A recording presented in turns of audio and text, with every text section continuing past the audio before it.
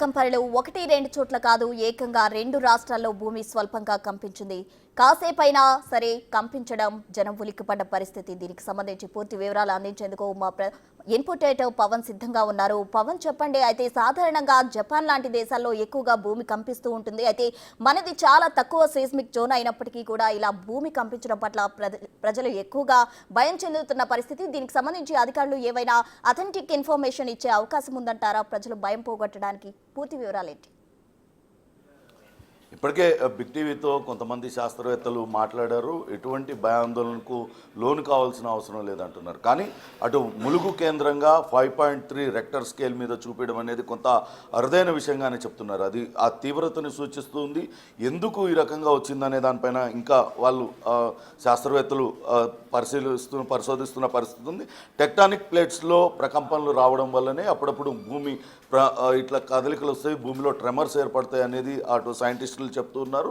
ఇటువంటి భూమి పొరల లోపల ఉండే రాళ్లల్లో పగుళ్ళు ఏర్పడడం వల్ల కూడా ఇటువంటి ప్రకంపనలు వచ్చే అవకాశం ఉన్నట్లుగా శాస్త్రవేత్తలు చెప్తున్నారు. వాస్తవానికి ఈరోజు ఉదయం 7:30 గంటల ప్రాంతంలో 7:25 గంటలకు అటు తెలుగు రాష్ట్రాల్లో అనేక ప్రాంతాల్లో ఒక్కసారిగా భూమి కంపించింది. దాంతో ప్రజలందరూ కూడా భయాందోళనకు లోనైన పరిస్థితి. అటు ఆంధ్రప్రదేశ్ కావచ్చు, తెలంగాణలో పలు ప్రాంతాల్లో ఇళ్లలోంచి ప్రజలందరూ కూడా బయటికి పరుగులు తీశారు. అనేక చోట్ల వస్తువులు ఆ భూమి కంపించడంతో వస్తువులన్నీ కూడా కదిలిపోయి కింద పడిపోయిన పరిస్థితిని మనం చూసాం. మహబూబాద్, వరంగల్ చుట్టుపక్కల ఉమ్మడి వరంగల్ జిల్లాలో ఎక్కువగా దీని తీవ్రత కనపడుతుంది. అట్లనే ఓపెన్ కాస్ట్ అక్కడ ఏదైతే సింగరేణి బొగ్గు గనుల్లో ఓపెన్ కాస్ట్ చేసే దగ్గర కూడా ఈ ప్రకంపనలు తీవ్రత ఎక్కువగా ఉన్నట్లుగా శాస్త్రవేత్తలు గుర్తించారు. ఇంకా ఎక్కడెక్కడ సెస్మోగ్రాఫిక్లో ఎంత రెక్టర్ స్కేల్ నమోదైంది పూర్తి వివరాలనైతే సేకరిస్తూ ఉన్నారు. కాకపోతే ఇప్పుడున్న ఈ ప్రకంపనలతోని ప్రజలు ఎటువంటి ఆందోళన చెందాల్సిన అవసరం లేదంటూ చెప్తూ ఉన్నారు. రాళ్లల్లో పగుళ్ళ వల్ల కూడా ఇది రావచ్చు అంటూ అటు ఎన్జీఆర్ఐ ఇన్ఛార్జ్గా ఉన్న పూర్ణచంద్రరావు శాస్త్రవేత్త ఆయన కూడా చెప్తున్నారు. భూమి పొరల్లో ఉండే రాళ్లల్లో పగుళ్ళు రావడం వల్ల కూడా ఇలాంటివి జరుగుతాయి అంటూ చెప్తున్నారు. ఇక హైదరాబాద్ పరిసర ప్రాంతాల్లో కూడా రంగారెడ్డి అట్లనే హైదరాబాద్ శివారు ప్రాంతాల్లో కూడా భూమి ఒక్కసారిగా కంపించిన పరిస్థితి. అయితే ఈ బహుళ అంతస్తుల భవంతులు భారీ నిర్మాణాలు జరిగిన వాటిలో ఉన్న వాళ్ళు ఎటువంటి భయాందోళనకు లోను కావాల్సిన అవసరం లేదంటూ శాస్త్రవేత్త శ్రీనిజేష్ చెప్తూ ఉన్నారు. కేవలం చిన్న చిన్న కట్టడాలు తాత్కాలిక కట్టడాల్లో ఉంటే అవి మాత్రమే కూలిపోయే అవకాశం ఉంది. కానీ ఎందుకు ఈ ట్రెమర్స్ వచ్చాయనే దానిపైన కూడా ప్రస్తుతం అధ్యయనం చేస్తున్నారు. ఇటీవలనే ములుగులో అటవీ ప్రాంతంలో పెద్ద ఎత్తున టోర్నడో రావడం, అక్కడ కొన్ని హెక్టార్లలో చెట్లన్నీ కూడా అవన్నీ కూడా కూలిపోవడం, ఇవన్నీ కూడా అక్కడ ప్రజలందరూ కూడా భయాందోళనకు లోనైన పరిస్థితి. తాజాగా అక్కడ ములుగు కేంద్రంగానే మరోసారి భూ ప్రకంపనలు రావడంతో నిజంగానే ఇక్కడ ఏమన్నా జరుగుతుందా, భవిష్యత్తులో ఇక్కడ పెను ప్రమాదం సంభవిస్తుందా, భూకంపంతో ఏమన్నా జరుగుతుందా అనే భయాందోళనలో అయితే ప్రజలు ఉన్నారు. కానీ మనకు ఆ డెక్కన్ ప్రాంతం కావడంతో ఇక్కడ భూకంప తీవ్రత ఇతర రాష్ట్రాలతో కానీ ఇతర దేశాలతో పోల్చుకుంటే చాలా తక్కువగా ఉంది. గతంలో ఉత్తరాది రాష్ట్రాలలో కొంతవరకు భూ ప్రకంపనలు రావడం అవన్నీ కూడా సహజం. కానీ హైదరాబాద్ ముఖ్యంగా తెలంగాణ ప్రాంతం ఇదంతా కూడా డెక్కన్ ప్రాంతం కావడంతో ఇక్కడ భూకంపాలు వచ్చే అవకాశాలు చాలా తక్కువగా చెప్తూ వచ్చారు. కానీ మొదటిసారి ఇటీవల కాలంలో ఇట్లా భూ ప్రకంపనలు రావడంతో కొంత ప్రజలైతే ఆందోళన చెందుతున్నారు. అటు శాస్త్రవేత్తలు కూడా దీనిపైన పూర్తి స్థాయిలో అధ్యయనం చేసిన తర్వాతే ఎందుకు ఇక్కడ ఈ ట్రెమర్స్ వచ్చాయనే దానిపైన ఒక నిర్ధారణకు వచ్చే అవకాశం ఉంటుంది. కానీ ప్రస్తుతానికైతే ఎవరు కూడా భయపడాల్సిన పని లేదంటూ శాస్త్రవేత్తలు అయితే భరోసా చెప్తున్నారు.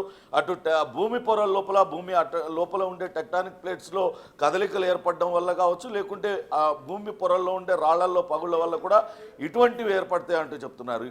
ఇప్పుడిప్పుడే ఏంజెల్ తుఫాను ప్రభావం నుంచి తెలుగు రాష్ట్రాలు కోలుకుంటున్న పరిస్థితి. గడిచిన 3 రోజులుగా అటు వర్షాలతో కొంతవరకు ఇబ్బంది పడ్డాయి ఇతర రాష్ట్రాలు. ఆంధ్రప్రదేశ్లో కొన్ని జిల్లాలు తీవ్రంగా వర్ష ప్రభావానికి గురయ్యే ఏంజెల్ తుఫాను కారణంగా ఆ తుఫాను ఇప్పుడిప్పుడే పోతున్న తరుణంలో ఒక్కసారిగా భూ ప్రకంపనలు రావడంతో కొంతవరకు ప్రజలందరూ కూడా భయాందోళనకు లోనయ్యారు. కాకపోతే అటు సైక్లోన్కి ఇటు ఈ భూకంపానికి ఎర్త్క్వేక్కి ఎటువంటి సంబంధం లేదంటూ శాస్త్రవేత్తలు చెప్తున్నారు. సైక్లోన్ వచ్చిపోవడం వల్లనో లేకుంటే మరొకటో ఇక్కడ భూమి కంపించింది అని అపోహపడవద్దు. ఎట్టి పరిస్థితులు కూడా సైక్లోన్కి ఇక్కడ ఎర్త్క్వేక్కి ఎటువంటి సంబంధం లేదంటూ శాస్త్రవేత్తలు అయితే చెప్తున్న పరిస్థితి ఉంది. మొత్తం మీద ఉదయం 10 సెకండ్ల నుంచి 2 నిమిషాల లోపు వచ్చిన భూ ప్రకంపనలన్నీ కూడా తెలుగు రాష్ట్రాల ప్రజలందరినీ కూడా ఒకంత భయాందోళనకి లోన్ చేసిన పరిస్థితి అయితే ఉంది ప్రసూన. పవన్ అయితే సాధారణంగా అయితే 3 కంటే తక్కువ ఉంటే ప్రమాదం లేదు అని చెప్పుకోవచ్చు. కానీ ఇక్కడ రిక్టర్ స్కేల్ పై ఏకంగా 5 కన్నా ఎక్కువ నమోదైంది. 5.3 నమోదైనట్లు తెలుస్తుంది. అయితే ఇది తీవ్రత ఎక్కువగా ఉందని చెప్పుకోవచ్చు. నష్టం తక్కువగా వాటిల్లినప్పటికీ కూడా ఖచ్చితంగా రిక్టర్ స్కేల్ పైన 5.3 సెస్మోగ్రాఫిక్ దానిపైన నమోదు అవ్వడం అంటే అది ఒకంత తీవ్రంగానే వచ్చినట్టు. కానీ అది తెలంగాణలో ములుగు కేంద్రంగానే 5.3 వచ్చింది. ఇతర ప్రాంతాలలో కూడా కొన్ని ప్రాంతాల్లో 5, 4.7 అట్లా వచ్చినట్లుగా శాస్త్రవేత్తలు అయితే గుర్తించారు. ఎందుకు ఇంత తీవ్రంగా ఇక్కడ వచ్చింది, భవిష్యత్తులో ఇది ఏమన్నా ప్రమాదకరంగా మారబోతుందా లేకుంటే ఏం జరుగుతుందనే దానిపైన అయితే వాళ్ళు అధ్యయనం చేస్తూ ఉన్నారు. వాస్తవానికి ఇది చాలా అరుదైన విషయంగానే ప్రస్తుతానికైతే శాస్త్రవేత్తలు పేర్కొంటున్నారు.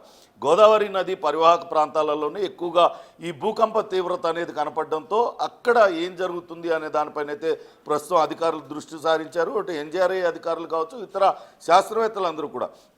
ప్రస్తుతం ఇప్పుడు మనకు వచ్చింది ములుగు కావచ్చు, ఇతర వరంగల్, మహబూబాబాద్, అటు గోదావరి పరివాహక ప్రాంతాలలోనే ఎక్కువగా ఇదంతా కూడా కనిపిస్తుండడంతో అక్కడ ఎందుకు ఈ భూ ప్రకంపనలు వచ్చాయనే దానిపైన అయితే అధ్యయనం కొనసాగుతుంది.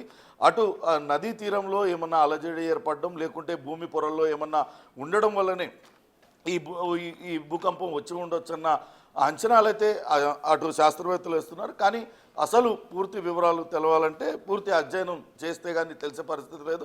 ప్రస్తుతానికి వచ్చిన ఈ భూకంపానికి సంబంధించి శాస్త్రవేత్తలు మళ్ళీ రీఅసెస్ చేసే అవకాశం ఉందంటారా? ఖచ్చితంగా ఇప్పటికే జరుగుతున్న పరిణామాలని ఎక్కడెక్కడ అటు రెక్టర్ స్కేల్ పైన ఎంత నమోదైంది, అది గోదావరి నది ప్రాంతానికి పరివాహక ప్రాంతానికి ఎంత దూరంలో ఉంది, అక్కడున్న భౌగోళిక పరిస్థితులు ఏంటి, అక్కడ ఉన్న భూమి పరిస్థితులు ఏంటి, ఇవన్నీ కూడా ప్రస్తుతానికి శాస్త్రవేత్తలందరూ కూడా రిపోర్ట్స్ తెప్పించుకుంటూ ఉన్నారు. వాటిని అన్నింటినీ పరిశీలిస్తూ ఉన్నారు. కానీ భయాందోళనలతో రోడ్ల మీదకు పరుగులు తీస్తున్న ప్రజలకు కావచ్చు, భయాందోళనకు లోనవుతున్న ప్రజలందరికీ కూడా ఒకటే విజ్ఞప్తి చేస్తూ ఉన్నారు. ఈ తీవ్రత అనేది పెద్దగా భయాందోళనకు లోను కావాల్సిన అవసరం లేదు. ఎటువంటి ప్రమాదం కూడా జరగదు. మీరు ఉన్న చోటనే ఇళ్లల్లోనే ఉండండి, ఎట్టి పరిస్థితుల్లో కూడా బయటికి రావద్దంటూ శాస్త్రవేత్తలు అయితే చెప్తున్న పరిస్థితి ఉంది ప్రస్తుతం. Right Pawan, thank you.